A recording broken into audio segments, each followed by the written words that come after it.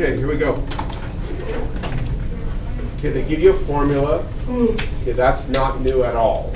Remember, you see a formula, you should be mentally seeing a list of XY pairs. The formula is how we calculate all of the XY pairs. So we have that. It says identify the x-axis location of each discontinuity. From the white note packet, hoping you'll remember that I said that in AP Calculus, when we start doing limit problems, usually they're asking us to find a limit near a discontinuity. Here they're kind of reversing the process. They're saying go find the discontinuity first, and then we'll ask you some limit questions. So ignore part B for a minute. Because honestly, on the AP test, they won't do both together. They would likely not have B at all. They would just say, find the discontinuity. In the notes, number 6 is key. We keep factoring. Factoring often reveals things we can't see until we factor. So note 6 says, factoring a function is going to reveal, or will often reveal the function's discontinuities. So make sure you have good notation here. Because of the layout, it's a little hard to go down the page on my work, so I'm going to go off to the side. But this is the formula for f. So I'm just going to rewrite that I'm still working with f. And I'm now going to factor. And let's see, so top becomes, hold on.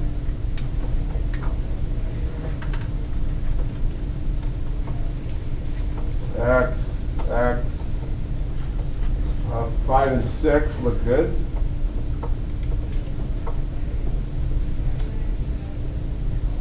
And on the bottom, we're going to have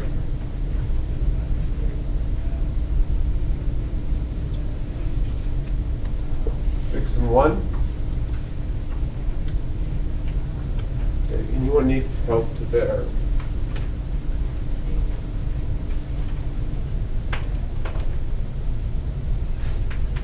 Watching your pencil, make sure I don't go too fast so you can take notes. Okay, next line. I'm going to break it into fractions like I always do. Put these two factors together. And we'll have x subtract 5 and then 1 over x minus 1. Question?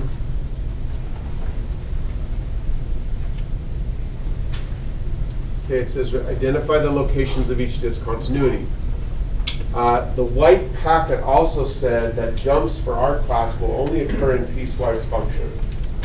So I don't have to do any thinking, I just have to have that memory, and I can write here, there definitely are no jumps, because this is not a piecewise function. Whoa. Oh, please. How come you put the x minus pi over 1 and then 1 over x minus 1 instead of putting those two just like on top of each other? 3 points for Clayton. Bear with me, I think it'll show up in a second. Okay, that's a good question. Yeah, because I did it deliberately. Item 7 says, an x-coordinate which causes the y-coordinate to equal 0 divided by 0 is the x-coordinate location of a removable discontinuity. So that's why I put those two together. That's related to Clayton's question. Remember, every time I say your name, you can mark down another point. So I put those together specifically anticipating this item here. So now I know. If I have an x-coordinate equal to 6, right here, and I plug 6 into my formula for finding the x-coordinate, this will be 0. I don't care, like I put a 6 here, but who cares? 0 times whatever is going to be 0. Times 1 is still going to be 0, so the top will equal 0.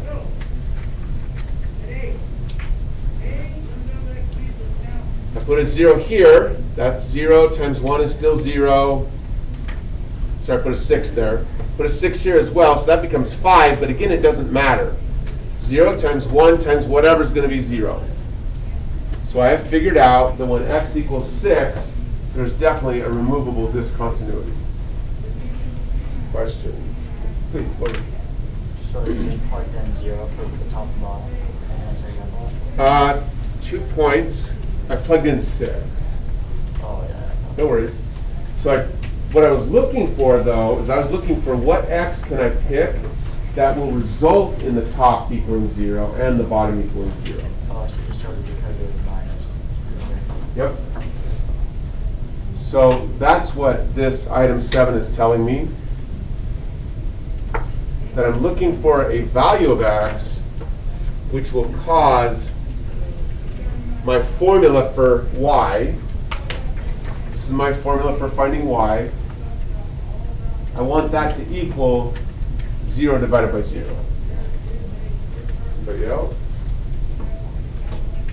Cool. Next thing. Number 8 says an x-coordinate which causes the y-coordinate to equal some number divided by 0. Back to Clayton's question. I split these two factors because there is no x minus 5 factor in the bottom. So there's no match for it, so I just put it by itself. The x minus 1 factor in the denominator, that becomes important now because of what Logan's noticing. If I choose an x-coordinate of 1 and plug in a 1 here, now remember, this is the formula for finding the y, which means if you choose x to equal 1, the 1 goes here, here, and here, here. It goes everywhere. But the only place that really makes a difference is right here. 1 minus 1 is 0. When you multiply fractions, you multiply straight across. So 0 times 1 would be 0. This will be negative 5, but times 0 would still be 0. So the bottom ends up being 0. The top, we don't really care. 1 minus 6 is negative 5. So negative 5, who cares? The top's a number. That's all I care. It's not 0.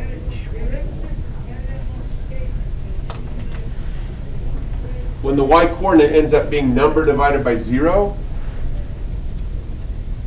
that's the location of a vertical asymptote. So the vertical asymptote is located at x equal 1. Question, please. So you just know it's a vertical asymptote because whatever the number is, it'll just be on the bottom. It's simply the characteristic of a vertical asymptote that you have your formula for finding the xy pairs. If you plug into that formula, then the y-coordinate you get is just any value other than 0 divided by 0. That's a vertical asymptote. I'm not sure that helped. Yeah, I mean, I'm just like trying to make sure I know like why a number over 0 does what. Oh, Is that just because it's undefined? outstanding.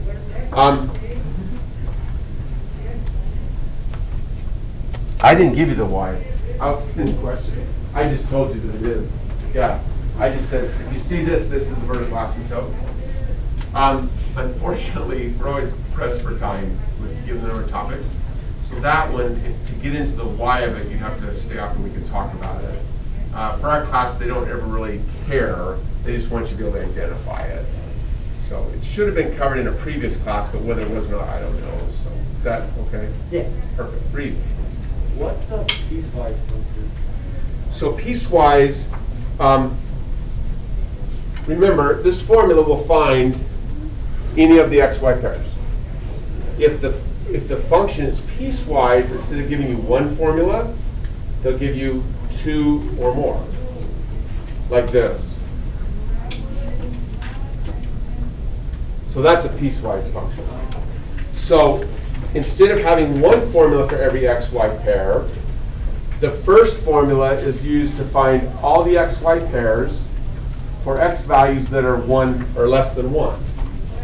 Then the second formula is used to find all the xy pairs for the x values that are roughly between 1 and 4. Does that make sense? 2 points. So Please. anything that's not that, they'll just do no jump. Unless it's a piecewise for our class, if it's a function where all they're giving you is one formula, no jump. If they give you a graph, you can see the jump. Does that answer your question? 2 more reads. Good work. Cool. Back to 8. Okay. Don't miss the warning here in the notes.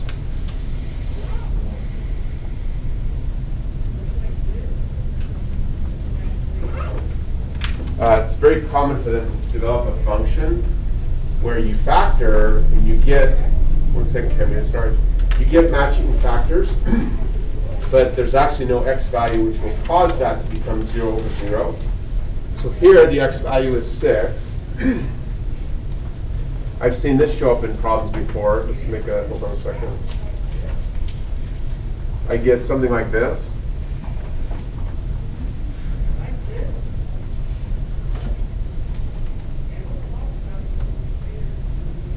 There is no value for x, because we don't do imaginary numbers in this class, that will cause that to become 0 divided by 0.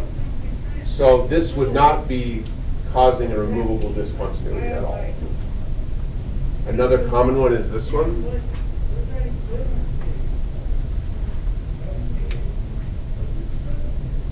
Okay, E is approximately 2.7. 2.7 to any exponent is never 0. It's never even negative. So that's always 1 as well. It's never going to be 0 over 0.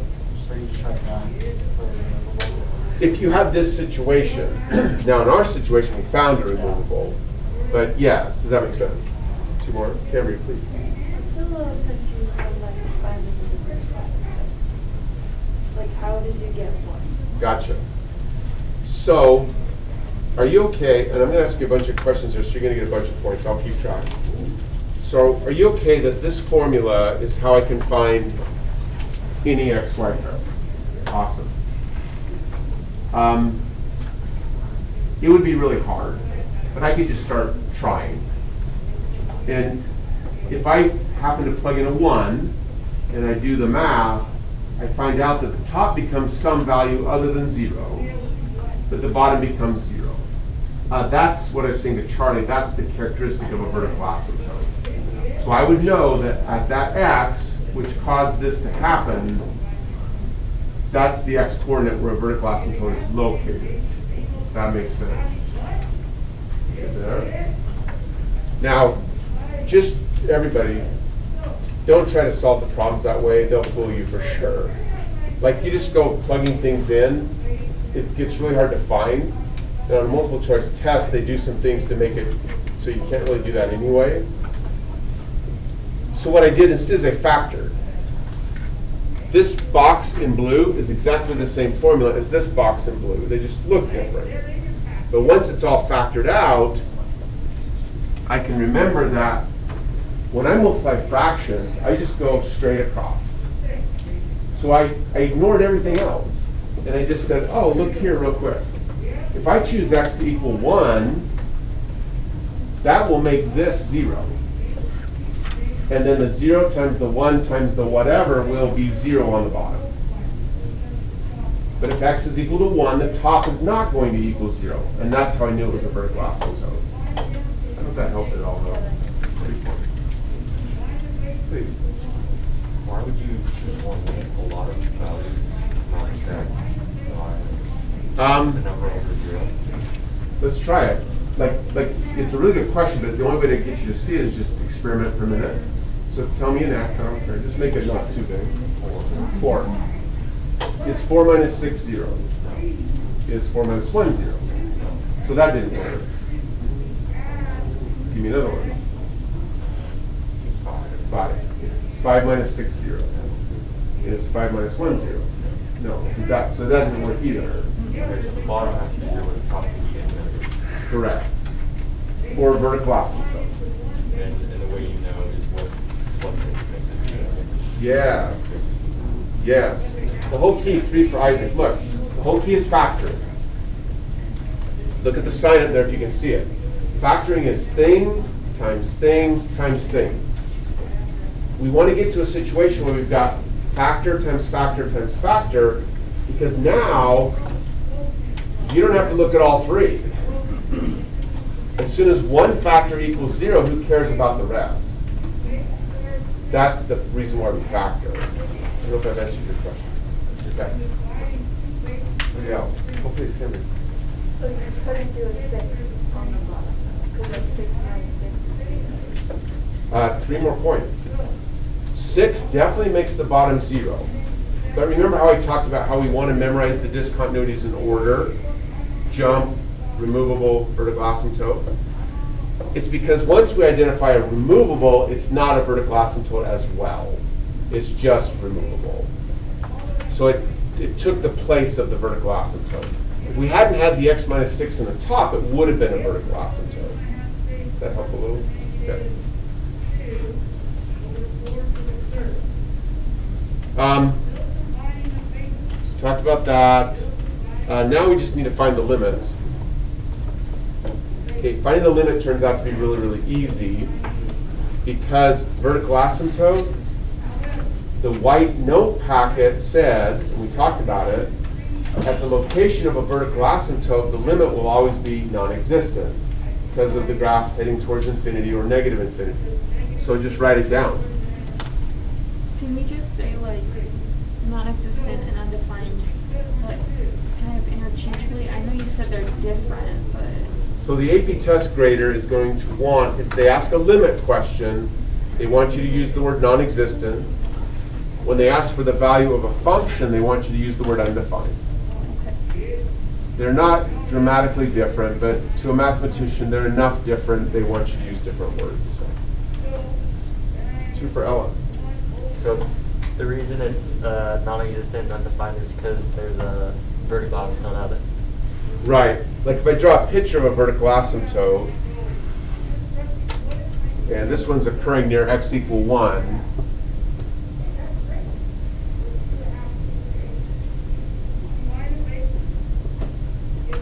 kind of like that.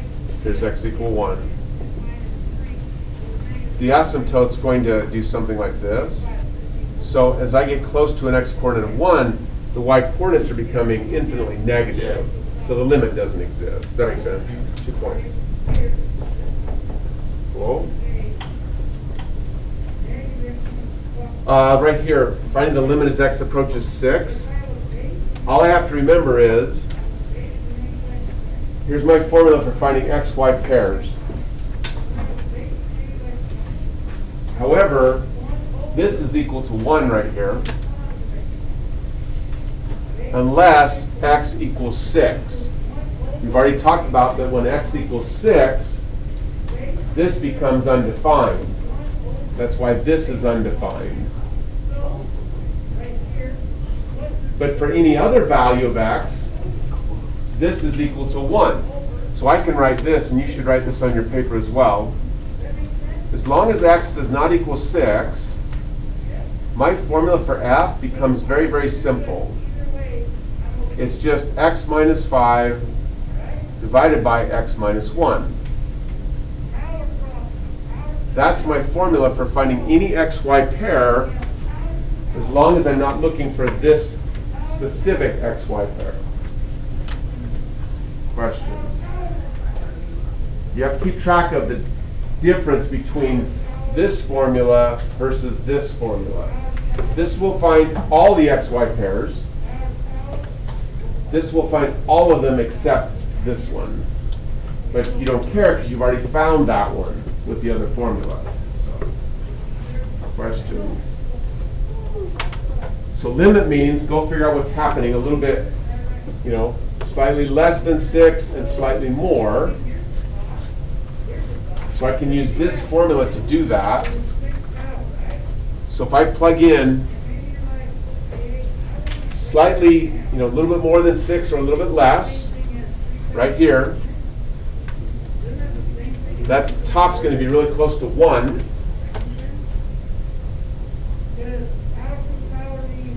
If I plug in really, really close to 6, a a little bit less or a little bit more. The bottom's going to be really, really close to 5.